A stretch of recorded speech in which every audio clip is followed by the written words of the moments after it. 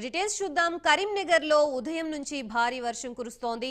ఉదయం నుంచి ఎడతెరిపి లేకుండా జోరుగా వర్షం కురుస్తూ ఉండటంతో కరీంనగర్ లో సీఎం రేవంత్ రెడ్డి సభ కోసం ఏర్పాటు చేసిన సభాస్థలి ప్రాంగణమంతా వర్షంతో తడిసి ముద్దయింది. సభ కోసం ఏర్పాటు చేసిన టెంట్లన్నీ కుప్పకూలిపోయాయి. దీంతో సీఎం రేవంత్ కరీంనగర్ టూరు రద్దయింది. యథావిధిగా సీఎం రేవంత్ వరంగల్లో ఏర్పాటు చేసిన మీటింగ్ కి రోడ్డు మార్గం గుండా బయలుదేరి వెళ్లారు.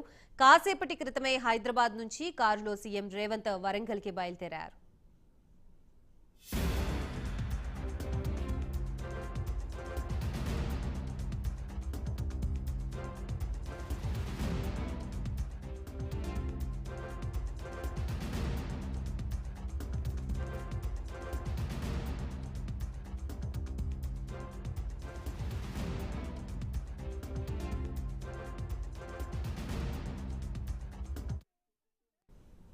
మొత్తంగా వర్షం కారణంగా తెలంగాణ సీఎం రేవంత్ రెడ్డి కరీంనగర్ టూరు రద్దయినట్లుగా తెలుస్తోంది. దీనికి సంబంధించి కంప్లీట్ డీటెయిల్స్ ఇవ్వడానికి మా ప్రతినిధి నాగేంద్ర సిద్ధంగా ఉన్నారు. నాగేంద్ర.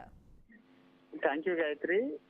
తెలంగాణ రాష్ట్రంలో ఒకవైపు పెద్ద ఎత్తున కాంగ్రెస్ పార్టీ 17 పార్లమెంటు నియోజకవర్గాల్లో పెద్ద ఎత్తున ప్రచారం చేస్తుంది. దాంట్లో భాగంగానే సీఎం రేవంత్ రెడ్డి 17 పార్లమెంటు నియోజకవర్గాల్లో భారీ బహిరంగ సభలు అదేవిధంగా కార్నర్ మీటింగుల్లో పాల్గొంటూ వస్తున్నారు. తాజాగా ఈ రోజు కరీంనగర్ తో పాటు అదేవిధంగా వరంగల్ ఈస్ట్ వెస్ట్ ఈ 3 నియోజకవర్గాల్లో కూడా సీఎం రేవంత్ రెడ్డి ప్రచార కార్యక్రమాలు ఉన్నాయి. కానీ ఈ రోజు మధ్యాహ్నం నుంచి కురుస్తున్నటువంటి భారీ వర్షం కారణంగా కరీంనగర్ లో ఏర్పాటు చేసినటువంటి జనజాతర భారీ బహిరంగ సభా ప్రాంగణం అంతా కూడా పూర్తిగా వర్షంతో వచ్చినటువంటి భారీ నీరు పూర్తిగా ఎక్కడికక్కడ కూడా స్తంభించిపోయినటువంటి నేపథ్యంలో కరీంనగర్ కు సంబంధించినటువంటి ప్రచారాన్ని వాయిదా వేసినటువంటి పరిస్థితి కనిపిస్తుంది.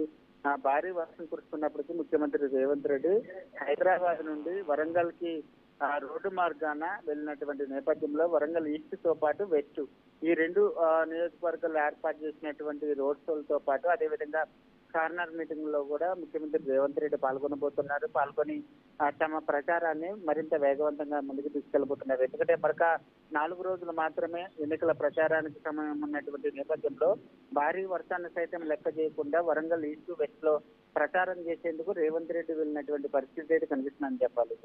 Right, thank you Nagendra.